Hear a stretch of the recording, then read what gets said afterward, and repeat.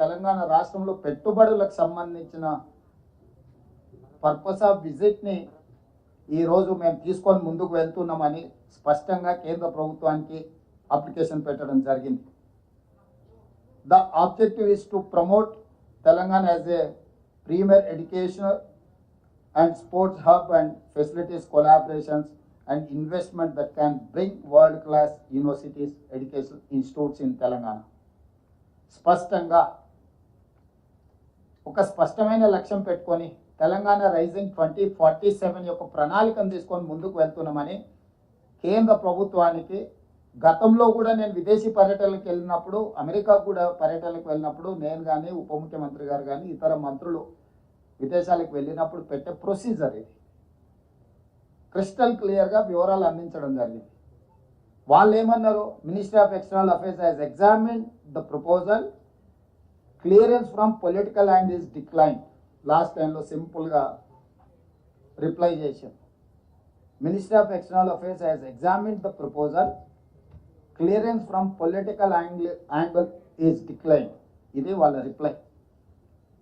So రాజకీయ పరమైన నిర్ణయాలతో మేము మీ పర్యటనను తిరస్కరిస్తున్నామని చెప్పింది. What is the political reason? I wanted to ask Narendra Modiji, you have visited many countries. మీరు ఎన్నో దేశాలకు పర్యటనలకు వెళ్ళారు. మీరు కాదు, మీకు సంబంధించిన రాష్ట్రం నుంచి గుజరాత్ ముఖ్యమంత్రి భూపేంద్ర పటేల్ ఆగస్టు 17 నుంచి 24 వరకు ఈ నెలలోనే యుఎస్ కెనడాలో 8 రోజుల విదేశీ పర్యటనలకు వెళ్ళాడు. దేనికోసమో వైబ్రెంట్ గుజరాత్ 2047 అనే పాలసీ డాక్యుమెంట్ను ప్రమోట్ చేయడానికి, రోడ్ షోలు చేయడానికి గుజరాత్ ముఖ్యమంత్రికి మీరు అనుమతి ఇచ్చారు. నరేంద్ర మోడీ గారి స్వరాష్ట్రమైన గుజరాత్ ముఖ్యమంత్రికి వైబ్రెంట్ గుజరాత్ 2047 పెట్టుబడులను ఆకర్షించడానికి మీరు అనుమతిస్తారు. అతను కెనడా, అమెరికా లాంటి దేశాలలో పర్యటిస్తాడు, పెట్టుబడులు పెట్టే వాళ్ళతో కలుస్తాడు, మాట్లాడతాడు, గుజరాత్లో పెట్టుబడులు పెట్టమని ఆహ్వానిస్తాడు. అదే తెలంగాణలో తెలంగాణ రైజింగ్ 2047 పాలసీలో భాగంగా ఎడ్యుకేషన్, స్పోర్ట్స్ అండ్ ఇన్వెస్ట్మెంట్స్ వీటి కోసం తెలంగాణ ముఖ్యమంత్రి పర్యటన చేస్తా అంటే అమెరికా పర్యటనను తిరస్కరిస్తారు.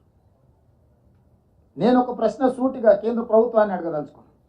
నిజంగా నా విదేశీ పర్యటనలో విషయం లేదు, లేకపోతే విషయాలు మీకు అందించలేదంటే ఇంగ్లాండ్కి అనుమతి ఎందుకు ఇచ్చిండ్రు, అమెరికాకు అనుమతి ఎందుకు తిరస్కరించిండ్రు? ఇంగ్లాండ్, అమెరికాకు రెండింటికి ఒకే విధానాలతోని, ఒకే అంశాలను తీసుకొని నేను విదేశీ పర్యటన చేసిన. ఇంగ్లాండ్లో నేను ఆక్స్ఫర్డ్ యూనివర్సిటీ వెళ్ళడం జరిగింది. ఆక్స్ఫర్డ్ యూనివర్సిటీ హైదరాబాద్కు టీంను పంపించి ఇక్కడ ఆక్స్ఫర్డ్ యూనివర్సిటీ స్టార్ట్ చేయడానికి పరిస్థితులను పరిశీలిస్తామని మనకు అష్యూరెన్స్ ఇచ్చారు. కేంబ్రిడ్జ్ యూనివర్సిటీకి వెళ్ళిన ఎంసీహెచ్ఆర్డి క్యాంపస్లో షార్ట్ టర్మ్ కార్యక్రమాలను నిర్వహించే విషయాన్ని వాళ్ళు పరిశీలిస్తామని మనకు అష్యూర్ చేశారు.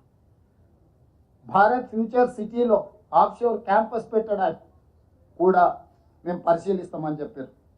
యూనివర్సిటీ ఆఫ్ లండన్, హైదరాబాద్లో లండన్ యూనివర్సిటీ ఆఫ్ క్యాంపస్ ఏర్పాటుకు అంగీకరించింది. సంబంధిత అధికారులను కలిసిన లండన్ స్కూల్ ఆఫ్ ఎకనామిక్స్